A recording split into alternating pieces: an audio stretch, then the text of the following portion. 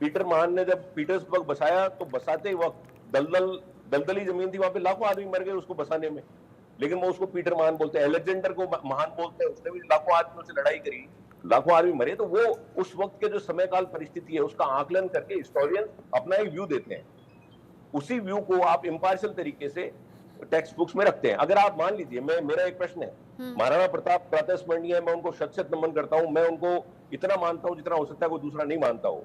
आप महाराणा प्रताप की महानता को बताने के लिए आपको अकबर को कोट करना ही पड़ेगा। अगर आप वो अकबर गायब कर देंगे तो बच्चे कंफ्यूज हो जाएंगे कि महाराणा प्रताप लड़े किससे, क्या हुआ, उस वक्त कौन राजा था। तो इनका ये है, इन आरएसएस वाले या बीजेपी वाले या बजरंग दल वाले, ये आधी अधूरी अपने पसंद की चीजें पढ़ाना चाहते हैं। जब तक आप पूरी तरह की चीज नहीं बताओगे बच्चों को, तब तक वो एनालाइज कैसे करेंगे किसी चीज को। आप बताइए, इनके हिसाब से तो हकीम था सूरी जो महाराणा प्रताप की आपकी ये जो बात है कोट की हुई, आपका ये जो सवाल कोट किया हुआ है, ठीक इसी का जवाब अमित गोयल जी से ले लेती हूँ। अमित गोयल जी, एक तो यशवर्धन जी की बात का जवाब दीजिएगा, साथ ही मुझे बताइएगा कि चूंकि खुद ही मदन दिलावर जी ने कहा कि अगर ऐसा किसी पुस्तक में पाया गया तो उस पुस्तक को हम जला देंगे। जो अभी तक हमने देखा है वो ऐसा किसी पुस्तक में मिला नहीं है। जब मिला नहीं है तो बवाल किस बात का, इस बयान की जरूरत क्या थी?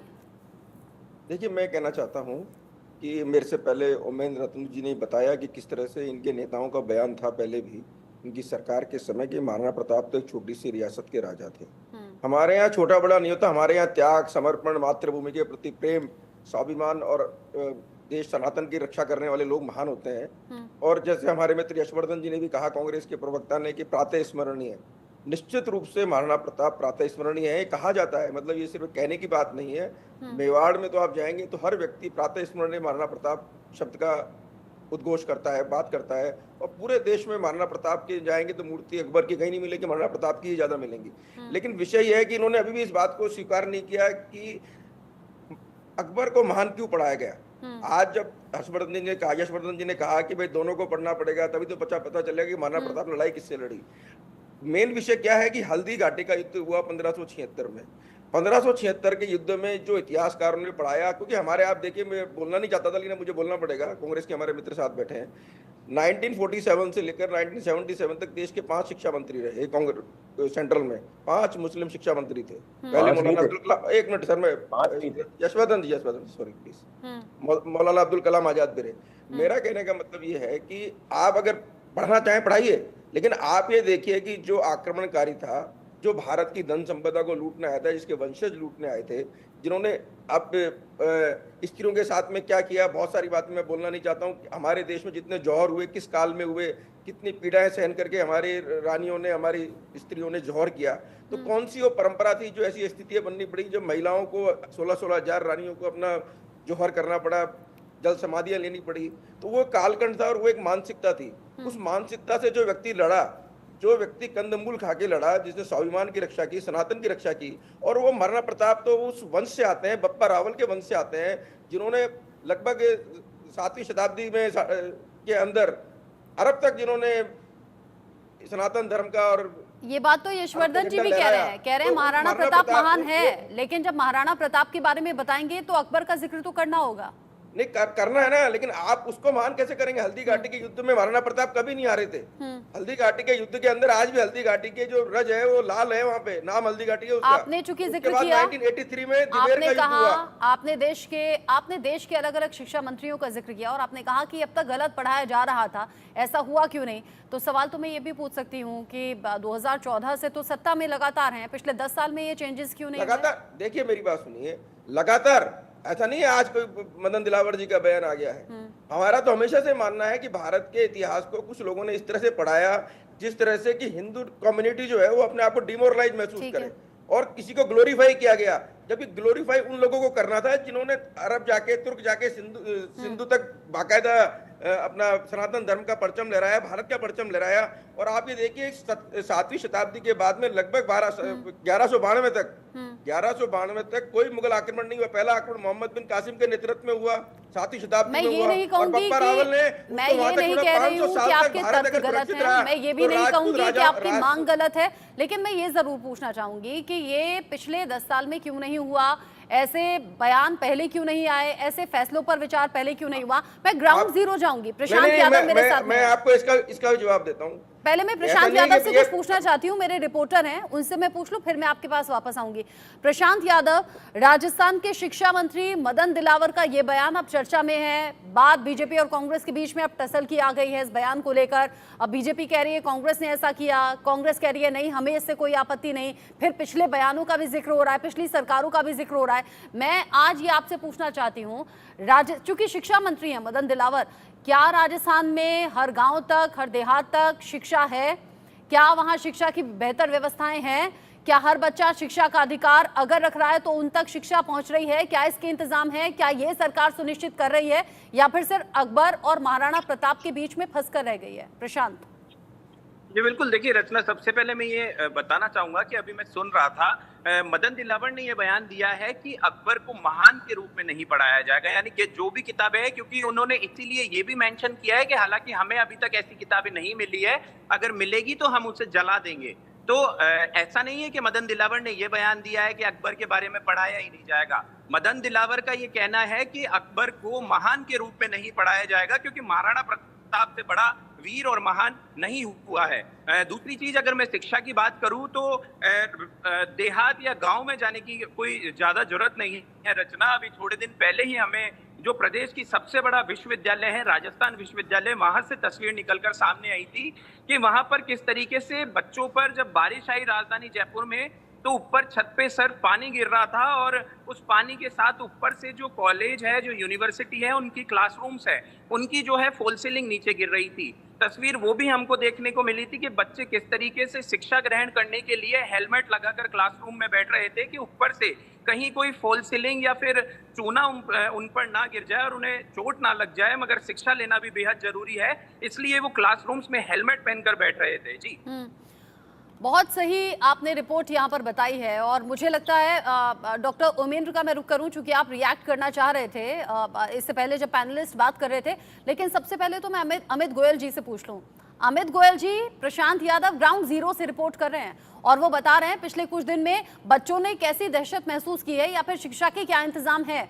बजाय के इन इंतजामों पर ध्यान देने के शिक्षा मंत्री गड़े मुर्दे उखाड़ रहे हैं या फिर वो बातें कर रहे हैं जिनका अभी कोई प्रमाण भी नहीं मिला है। वो कह रहे हैं हमने देखा है, निरीक्षण किया है, ऐसा कुछ मिला नहीं, मिलेगा तो ऐसी किताबों को आग लगा देंगे। अरे जो मिल रहा है, सड़कें ठीक नहीं, स्कूल जाने की व्यवस्थाएं नहीं, पानी जो सर पर टपक रहा है, बच्चे हेलमेट पहनकर बैठे हैं, स्कूलों के ये इंतजाम नहीं दिखे क्या शिक्षा मंत्री को?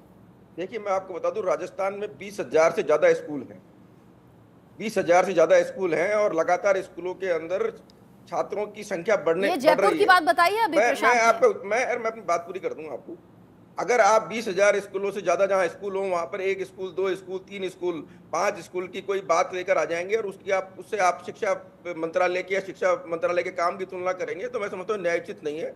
निश्चित रूप से मदन दिलावर जी को 9 महीने हो गए, वो लगातार काम कर रहे हैं। देखिए, काम इतना होता है, आपको और हमको यहाँ चैनल पर बैठ कर डिस्कशन करना अलग विषय होता है। जब इतनी बड़ा एक तंत्र होता है, उस तंत्र को संभालने के लिए सिर्फ शिक्षा मंत्री नहीं होता, पूरी एक टीम होती है, नीचे तक लाखों अध्यापक होते हैं, कर्मचारी होते हैं, सबकी मॉनिटरिंग होती है। लेकिन उसके लिए कोई 1-2 विषय को आप पकड़कर उस 20,000 से ज्यादा स्कूलों मैं जयपुर की बात कर रही हूँ, किसी गाँव की नहीं। आपको विचार करना चाहिए ऐसी बातों के ऊपर। मैं विचार करके ही बता रही हूँ सर, जयपुर की बात कर रही हूँ। हाँ, तो मैं आपको वही कह रहा हूँ ना कि 20,000 ज्यादा स्कूल जिस स्टेट के अंदर हो, लाखों बच्चे जहाँ पढ़ते हो, वहां पर अगर किसी एक स्कूल का बड़ा उदाहरण देंगे। और बारिश की आप बात कर रहे हो, राजस्थान में पहली बार ऐसा हुआ होगा कम से कम 20-25-30 साल के अंदर कि राजस्थान के अंदर 150% बारिश हो चुकी है अभी तक, और अभी सितंबर का महीना बाकी है। इस बात का जवाब मैं प्रशांत से ले लेती हूँ। प्रशांत, मैं जयपुर की बात करूँ, हमारे जयपुर में क्या सिर्फ एक स्कूल ऐसा निकला है? प्रशांत, क्या सिर्फ एक स्कूल ऐसा निकला है? जी बिल्कुल रचना, मैंने किसी स्कूल की बात नहीं करी। अगर स्कूल की हम बात करें तो ऐसे ना जाने कितने अनगिनत स्कूल है। अगर गांव डाणी, आप बताइए यादव साहब, अनगिनत स्कूल है तो आपको बताना चाहिए, आपको उनकी तस्वीर दिखानी चाहिए। मगर रचना, मैं समझता हूं आप भटक रहे हैं। प्रदेश का सबसे बड़ा सुनने दीजिए ना, जो वो बता रहे हैं अनगिनत स्कूल है, यहाँ पर वो तो अपना काम कर रहे हैं सर, लेकिन क्या विभाग अपना काम कर रहा है? एक बार सुन तो लीजिए प्रशांत यादव क्या बता रहे हैं। आप मेरी बात सुनिए, अनगिनत स्कूल बता रहे हैं तो आप गलत ब्रीफिंग कर रहे हैं ना, मैं ये तो कहना चाह रहा हूँ। प्रशांत यादव को सुन तो लीजिए, वो ग्राउंड पर रहते हैं, वो ग्राउंड पर रहते हैं सर, रिपोर्टर का काम ही ग्राउंड पर रहना। एक बार प्रशांत यादव को सुन लीजिए, उसके बाद आप रिएक्ट कीजिएगा। प्रशांत, अपनी बात पूरी करें आप। रचना, अमित जी अभी कह रहे थे कि मदन दिलावर को 9 महीने हो गए हैं। मैं उनसे ये पूछना चाहूंगा कि 9 महीने में बतौर शिक्षा मंत्री मदन दिलावर का शिक्षा विभाग में या शिक्षा मंत्रालय में या शिक्षा के क्षेत्र में विकास के लिए ऐसा क्या बड़ा निर्णय लिया जो हम कह सकते हैं कि 9 महीने में एक बड़ा निर्णय है? लेकिन उन्होंने विवादित बयान जरूर दे दिए प्रशांत, और फिर उन बयानों पर माफी मांगने की नौबत भी आ गई। अलग अलग वजह से वो सुर्खियों में रहे, अब एक और बयान उन्होंने दे दिया है। मतलब चर्चा में रहने के अलग तरीके ढूंढ लिए हैं, बजाय कि शिक्षा पर ध्यान देने के या बड़े फैसले करने के। डॉक्टर उमेंद्र, आप तो लेखक हैं, शिक्षा का महत्व समझते होंगे। शिक्षा कैसे कोई लेना देना नहीं है। इतिहास का जो मर्दन इस देश के अंदर कांग्रेसियों ने किया है, उसका प्रतिकार देने के लिए रिटोरिक एक लेजिटिमेट टूल है जिसका यूज मदन दिलावर कर रहे हैं, और मेरा उनको पूरा समर्थन है कि उन्हें इस तरह की बातें सार्वजनिक मंच से करनी चाहिए। जो मीट ऑफ द मैटर है वो ये है कि अकबर को पढ़ाना चाहिए नहीं पढ़ाना चाहिए। अकबर का सच कितना बताया गया? 25 फरवरी 1568 के दिन 40,000 निरीह हिंदुओं की हत्या की थी इस आदमी ने। साका जौहर क्या होता है? पूरे वैश्विक इतिहास के अंदर साका जौहर से पवित्र त्याग की और बलिदान की कोई घटना नहीं है जो इस देश का इतिहास नहीं पढ़ाता। और मैं आपकी इस बात से पूरा सहमत हूं। केंद्र सरकार पूरी तरह से विफल रही है इस देश के इतिहास को बदलने में, और इस राज्य सरकार को भी मुझ जैसे हिंदू नोटिस पे रखे हुए हैं। आप लोग अगर इतिहास पुनर्लेखन आयोग का गठन नहीं करते तो फिर आपकी ये बात केवल रिटोरिक तक सीमित है। इस बात का कोई मतलब नहीं है कि अकबर को महान नहीं बताया जाए। अकबर को महान क्यों नहीं बताया जाए? उसके कुकृत्य समाज को क्यों नहीं बताया जाए? द्वितीय बैटल ऑफ पानीपत में उस आदमी ने क्या नीचताएं की थी वो समाज को क्यों नहीं बताया जाता? पूरे महाराणाओं का इतिहास आपने कहा, दो शायद इन्होंने कहा था जो कांग्रेस की तरफ से आए हैं कि साहब 2 जो चैप्टर्स हैं वो मुगलों पर है, मेवाड़ पर कितने हैं? बाप्पा रावल से लेकर महाराणा राज सिंह जी तक, और आज भी जो राजघराना सुरक्षित है। मुगल तो खत्म हो गए, उनको तो महादेव ने समाप्त कर दिया, उनका नाम लेने वाला कोई नहीं है आज। लेकिन मेवाड़ का यशस्वी राजघराना आज भी जीवित है। क्या उसकी अकाउंट हमारे इतिहास में पढ़ाया जाता है? ठीक है, मैं आपकी बात का जवाब यशवर्धन जी से ले लेती हूँ। यशवर्धन जी, जवाब दीजिए। जी, पहली बात तो जैसा आपने खुद ने बताया, ये डिबेट उसी वक्त फ्रक्चुअस हो गई थी जब मदन दिलावर के पास ऐसा कोई प्रूफ ही नहीं है कि अकबर को महान किस टेक्स्ट बुक में बताया जा रहा है। उनके पास कोई प्रूफ नहीं है, उन्होंने कुछ पढ़ा नहीं। दूसरी बात, 1990 से लेकर 2024 तक राजस्थान में करीब 19 साल बीजेपी की सरकार है और 15 साल कांग्रेस की सरकार है, यानी मेजोरिटी में बीजेपी की सरकार रही है। तो इन लोगों को किसी ने मना किया इनका वर्जन अपडेट करने के लिए या कोई भी बात करने के लिए? उसका एक प्रोसेस है, उसको आप प्रोसेस को अडॉप्ट करते, लेकिन वैसा जब था ही नहीं, तब था ही नहीं जी। तो जब कोई ऐसा कोई इंस्टेंस था ही नहीं तो करेंगे कहां से? ये लोग केवल एक रिटोरिक खड़ा करते हैं। एक इंग्लिश में कहावत है कि you can have your opinion but not your facts. आप अपना ओपिनियन बना सकते हैं लेकिन फैक्ट आपके नहीं हो सकते। फैक्ट तो वही होंगे जो हिस्टोरिकल फैक्ट्स हैं। अब मदन दिलावर जी हैं, ये शिक्षा मंत्री कम और अशिक्षा मंत्री ज्यादा लगते हैं। आते ही इन्होंने कहा कि Mahatma Gandhi English medium school बंद करेंगे। अब बताइए आप, यानी जो बच्चे इंग्लिश मीडियम में पढ़ सकते हैं आप उनकी सुविधा बंद करेंगे। दूसरा, जो अभी मेरे मित्र गोयल साहब कह रहे थे कि ये स्कूलों की जो स्थिति है, मैं आपको बता दूं, अप्रैल 2024 में सीकर के जिला शिक्षा अधिकारी ने 15 स्कूल्स की रिपोर्ट बनाकर भेजी कि हमें 4.5 करोड़ रुपए दे दीजिए वरना ये स्कूलें बरसात में गिर जाएंगी अगर मरम्मत नहीं की तो। उनको नहीं दिए गए वो पैसे। ऐसे अगर आप हर जिले का डेटा उठाएंगे तो हर जिले से आपको कुछ स्कूल ऐसी मिलेंगी जिनकी डिमांड भेजी गई है बीकानेर को कि आप हमें पैसा दीजिए वरना स्कूलें गिर जाएंगी, नहीं दी गई। तो इसलिए हमारा मानना यह है कि आप धार्मिक नफरत फैलाने की बजाय और सारी चीजों के बजाय आप अमित गोयल जी, शिक्षा मंत्री का कुछ और भी काम होता है। यशवर्धन जी याद दिला रहे हैं, मुझे जवाब दीजिए इसका। देखिए, यशवर्धन जी ने कहा कि अप्रैल में शिक्षा अधिकारी सीकर, मैं अपनी बात, अरे महाराज मेरी बात पूरी कर दूं। यशवर्धन जी, एक मिनट आप मुझे मौका दो। मैंने शांति से सुना आपके आक्रमण। एक एक करके बोलिए तो आवाज ठीक से आएगी आपकी। यशवर्धन जी, टाइम भी कम है।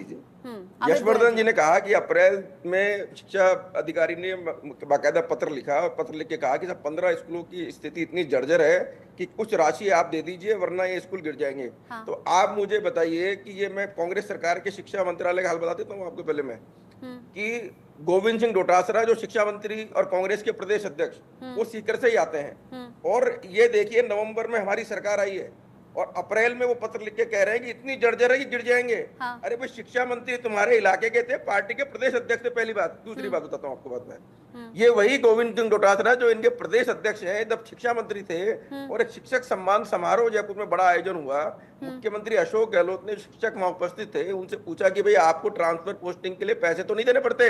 तो सब शिक्षकों ने उस समारोह में मुख्यमंत्री के सामने कहा कि हाँ साहब, हमको ट्रांसफर पोस्टिंग के लिए पैसे देने पड़ते हैं। वो सीकर से आते हैं, इनके प्रदेश अध्यक्ष हैं। दूसरी बात, अब बताइए, अब तीसरी बात बताता हूँ आपको। अरे सुनिए, अमित गोयल जी, सत्ता में आप हैं, सवाल आप कांग्रेस से कर रहे हैं, जो मैं आपसे पूछ रही हूँ, आप उन बातों का जवाब ही नहीं दे रहे। 4 महीने आप उन बातों का जवाब ही नहीं दे रहे। सरकार आज की थोड़ी बनी है आपकी, इतने समय में हुआ क्या, मैं ये पूछना चाहती हूँ। और शिक्षा मंत्री सिर्फ बयान देने का काम करेंगे क्या? आप मेरी बात को समझ नहीं रहे। अप्रैल में आप एक पत्र का हवाला दे रहे हो, मैं कह रहा हूँ 5 साल आपकी शिक्षा मंत्री आपके सीकर के थे।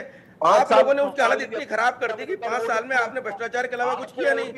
अब आप ये कह रहे हो कि अप्रैल में एक आदमी ने पत्र लिखा है और उसके ऊपर अभी तक कार्रवाई नहीं हुई।